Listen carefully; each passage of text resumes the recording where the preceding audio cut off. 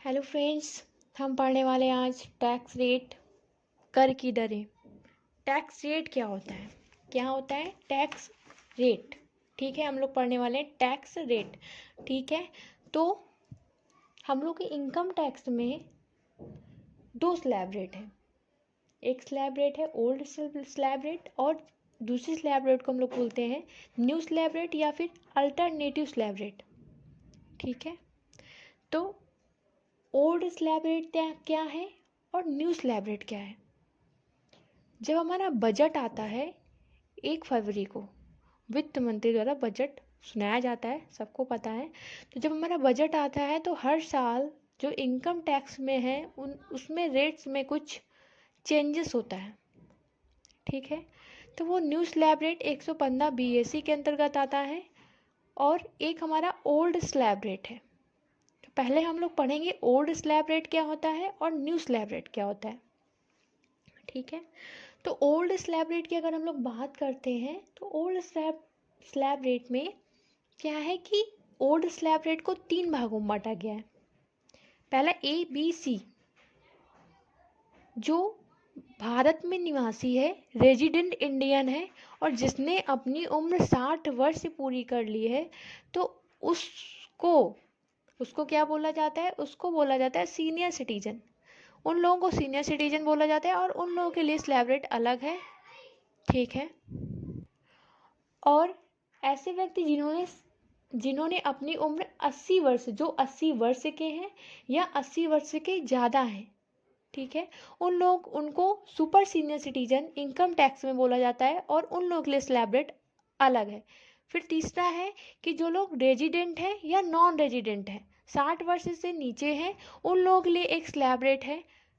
ठीक है, तो इस तरीके से 3 स्लैब रेट हैं ABC। ठीक है, तो पहला स्लैब रेट हम लोग पढ़ते हैं। पहला ए, जो सीनियर सिटीजन के लिए है, तो क्या है कि HUF व्यक्तियों का समुदाय के लिए आयकर की दरें रेजिडेंट मतलब क्या है कि जो भारत में निवासी हो। ठीक है, तो सामान्य दरें अल्पकालीन पूंजी लाभ सेक्शन 111 में वर्णित, या फिर दीर्घकालीन पूंजी लाभ, लॉटरी, घुड़दौड़, वर्ग पहली आदि को छोड़कर।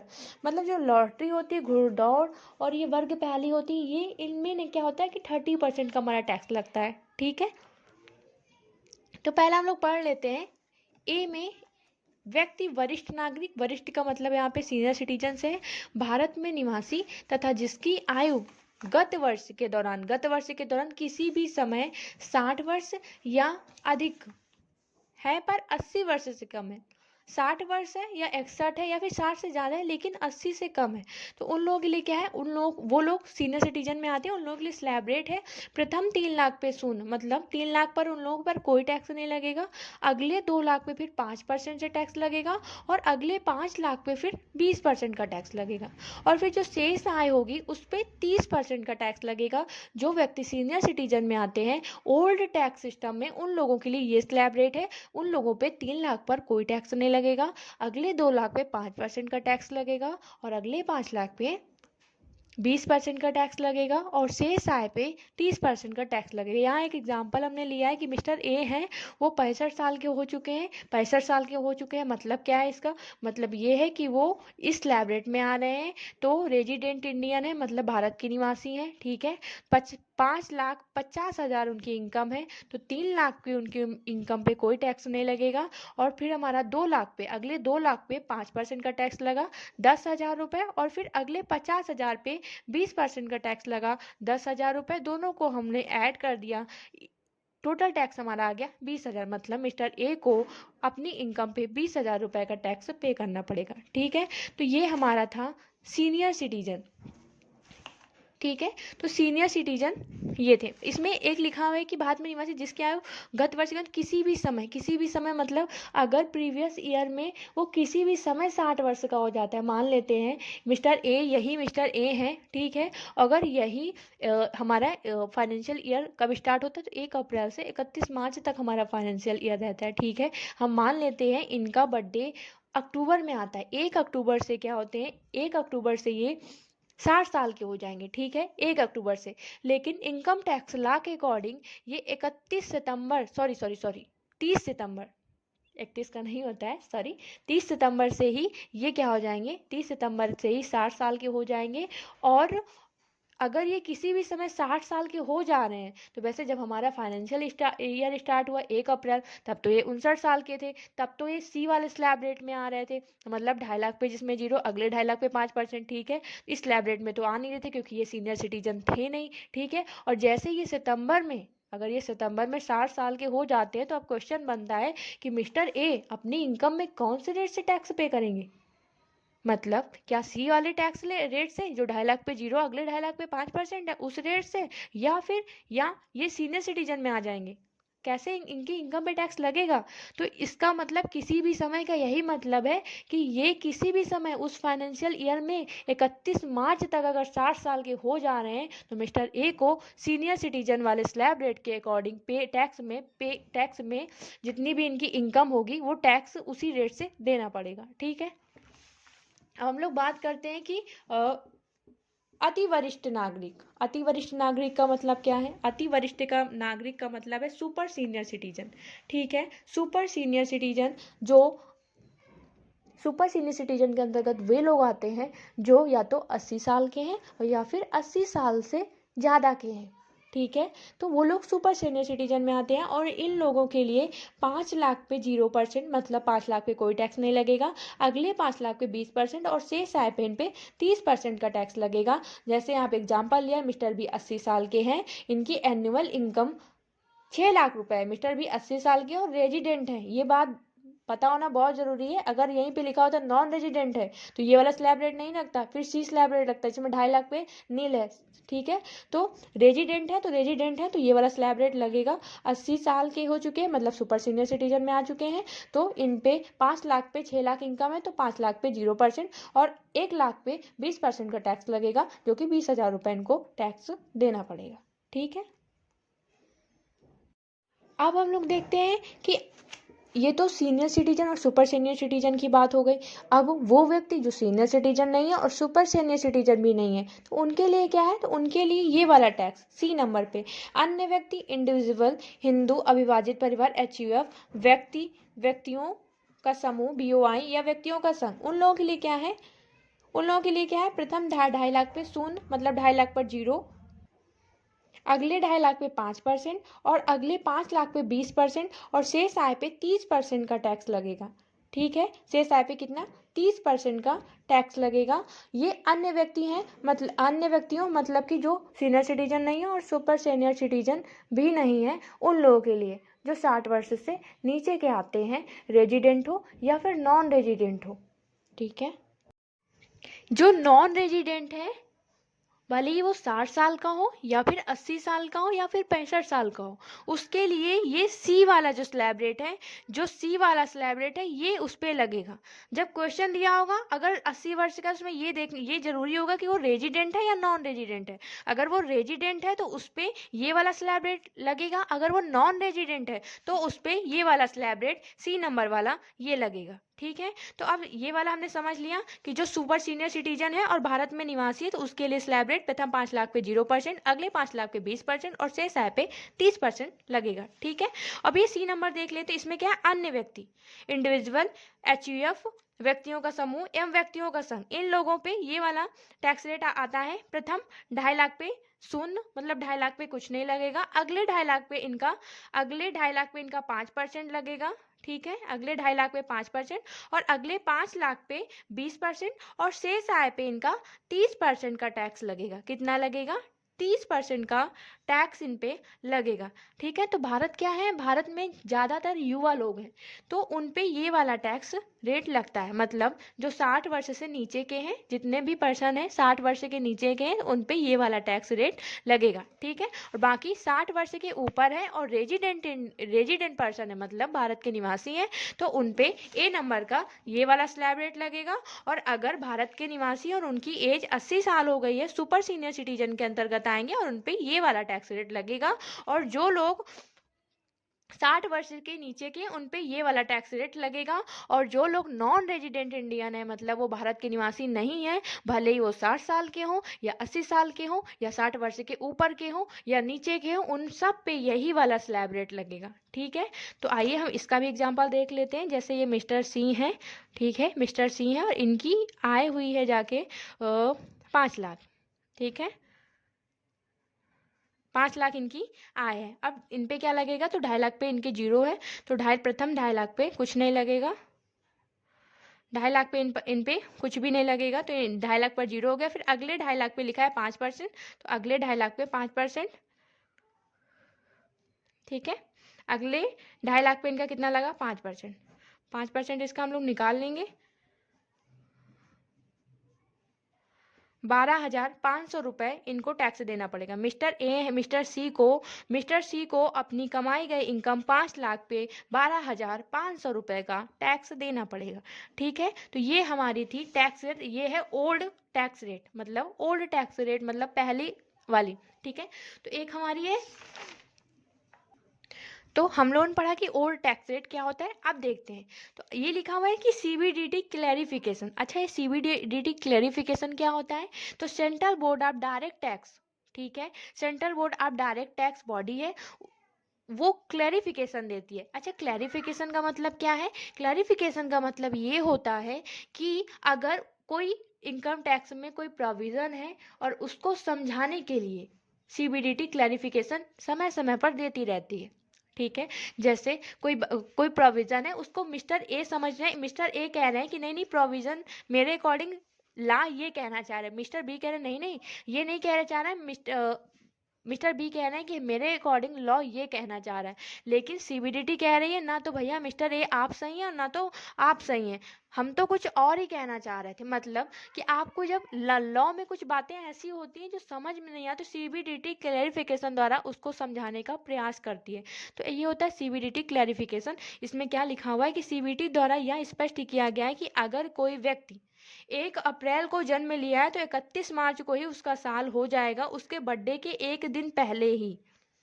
ठीक है, अब ये क्या बात हुई, तो ये देखिए, जैसे यहाँ पे आपको समझा देते हैं, इनका कहने का मतलब है कि जैसे 1 अप्रैल, ठीक है, 1 अप्रैल को आपका बर्थडे होता है, मान लीजिए 1 अप्रैल आपका बर्थडे, मतलब 1 अप्रैल 2020 को, ठीक है, 1 अप्रैल 2020 को आपका बर्थडे होता है, ये आपका बर्थडे डे है। ठीक है, ये इस दिन आपका बर्थडे होता है, तो आप क्या मतलब कि 1 अप्रैल 2020 से ही आप अपना साल पूरा कर लेंगे।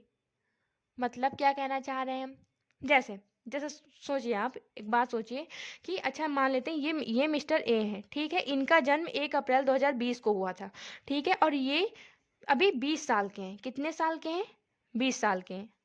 ठीक है, तो हम लोगों के अकॉर्डिंग जिस दिन हम लोगों का बर्थडे होता है उसी दिन हम लोग एक साल अपना पूरा कर लेते हैं।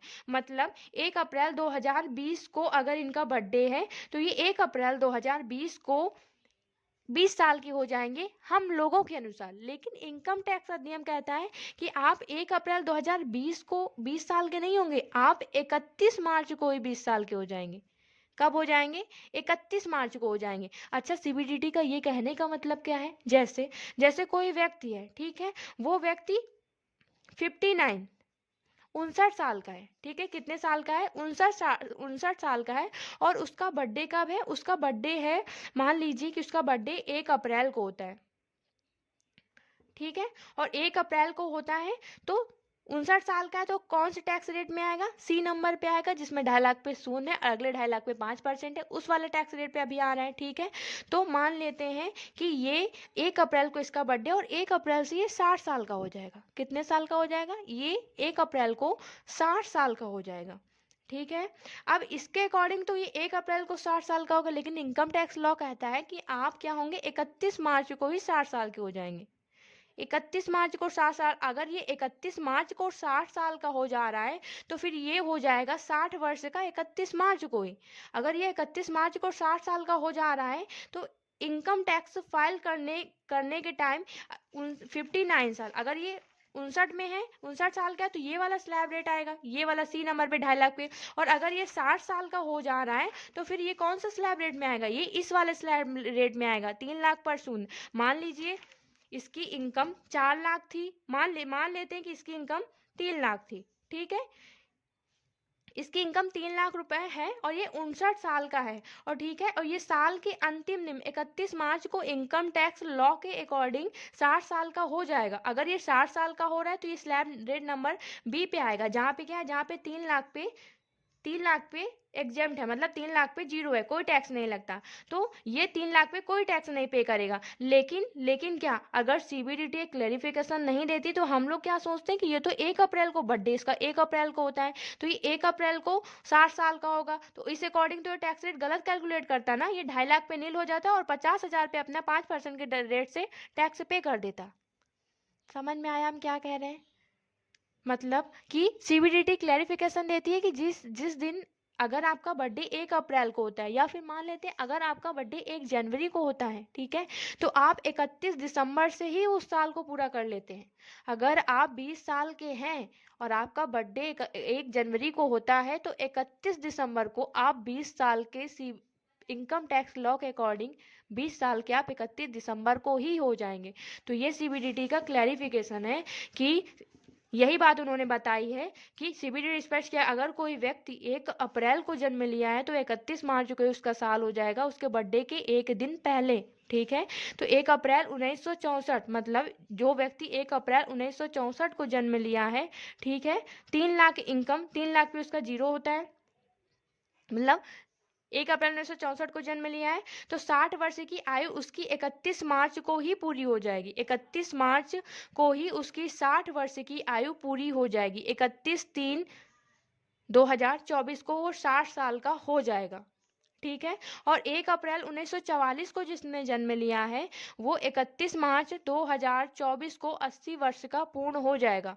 1 अप्रैल को लिया है तो इसका मतलब ये नहीं कि वो 1 अप्रैल 2024 को जाके 80 साल का होगा, नहीं, वो 31 मार्च को ही 80 साल का हो जाएगा, ठीक है। और इनकम टैक्स लॉ कहता है कि अगर आप फाइनेंशियल ईयर में किसी भी दिन बीच में कभी भी आपने अपनी 59 साल एज पूरी कर ली है तो आप अगर साल के अंतिम दिन भी अपनी 59 साल पूरी कर लेते हैं ना, अगर 60 साल के हो जाते हैं तो आपको उस वाले सी वाले स्लैब रेट से अकॉर्डिंग पे करना नहीं है, आपको 2.5 लाख पे 0% वाला नहीं, आप तुरंत 3 लाख वाले स्लैब रेट में आ जाएंगे, मतलब आप सीनियर सिटीजन हो जाएंगे, तुरंत आप सीनियर सिटीजन हो जाएंगे और 3 लाख पे आपका नील हो जाएगा। और फिर 3 लाख पे जब नील हो जाएगा तो अगले 2 लाख पे आपको 5% देना पड़ेगा। तो ये था इनका समझाने का मतलब कि आप एक दिन पहले ही अपना साल पूरा कर लेते हैं, ठीक है। अच्छा, अब हम लोग एक और पढ़ लेते, एक है अभी दिया हुआ वैकल्पिक अल्टरनेटिव टैक्स रेट, क्या है वो तो ओल्ड वाला है, ये न्यू स्लैब रेट इसको न्यू टैक्स रेट कहते हैं या अल्टरनेटिव वैकल्पिक कर की दरें कहते हैं। Individual HUF BY AOP AJP जो रेजिडेंट है या फिर नॉन रेजिडेंट है, सेक्शन 115 BAC इनकम टैक्स अधिनियम की धारा 115 BAC में नए टैक्स रेट की दरें दी हुई हैं, मतलब कि अगर या तो आप ओल्ड वाला टैक्स रेट फॉलो कर लीजिए या तो नया वाला, ठीक है।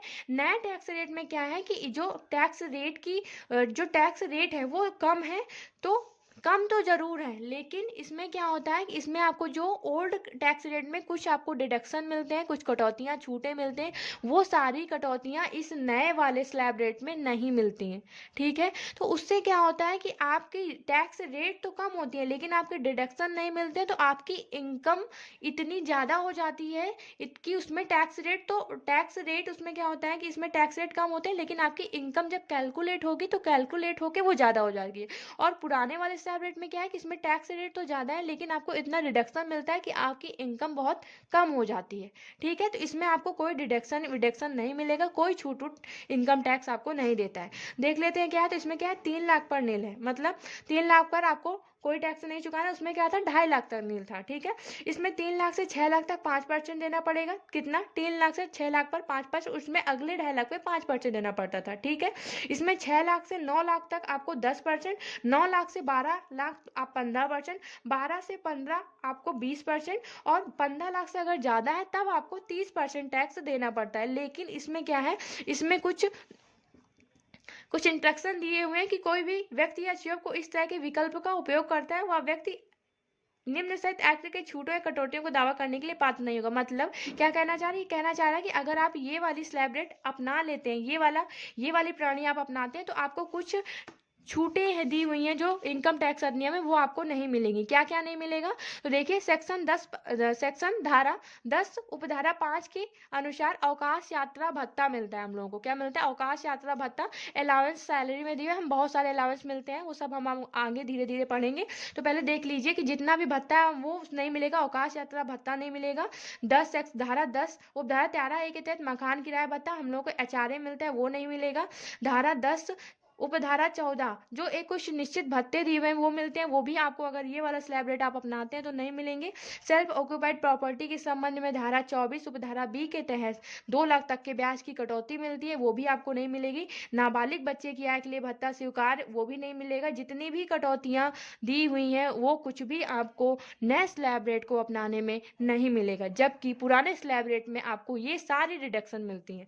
ठीक है। बिजनेस में क्या है? तो सेक्शन 10AA धारा 10AA के अंतर्गत सेज को जो स्पेशल इकोनॉमिक जोन है उनको टैक्स में छूट दी जाती है, वो भी आपको नहीं मिलेगी। नए प्लांट मशीनरी खरीदने पे जो एडिशनल डिप्रिसिएशन मिलता है वो नहीं मिलेगा।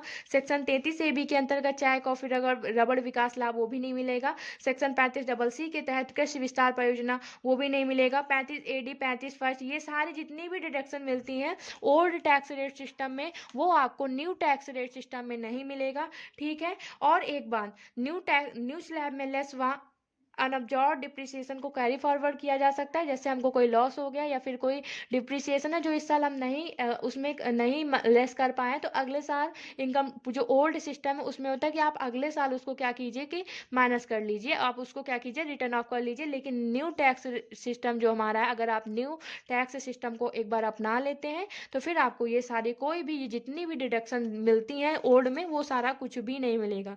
ठीक है। तो क्या होता है कि अगर ये डिडक्शन आपको नहीं मिलता है तो क्या होता है कि आपकी जो इनकम होती है वो और ज़्यादा बढ़ के आ जाती है। आप यहाँ पे टैक्स रेट तो कम दी हुई कि 5%, 10%, 15 पे कम लग रही, ओल्ड वाले में ज़्यादा लग रही, लेकिन यहाँ पे कोई डिडक्शन नहीं मिलता, जिसकी वजह से हम लोग की इनकम अगर 5 लाख है, अगर ओल्ड उसमें सिस्टम में 5 लाख है तो यहाँ पे 7 बढ़ के 6 लाख आ जाएगी। ठीक है। तो ये था ओल्ड टैक्स सिस्टम, मतलब कि वैकल्पिक टैक्स रेट धारा 115BAC। ठीक है। और एक बात, अगर आपने एक बार धारा 115BAC अल्टरनेटिव टैक्स रेट को आप एक बार अगर इस सिस्टम पे आ जाते हैं तो आप दोबारा ओल्ड वाले सिस्टम को अपना नहीं सकते हैं। ठीक है। तो ये हमारा था टैक्स रेट। तो ये टैक्स रेट है। और अगले वीडियो में हम लोग पढ़ने वाले हैं इनकम क्या होती है, फिर हम लोग पढ़ेंगे कि एग्रीकल्चर इनकम क्या होती है, और इसके बाद हम लोग पढ़ेंगे सैलरी, फिर पीजीबीपी, फिर कैपिटल गेन, और फिर इनकम फ्रॉम अदर सोर्सेज। इस तरह हम लोग जो पांचों हेड दिए हुए हैं वो हम लोग कंप्लीट करेंगे। Thank you.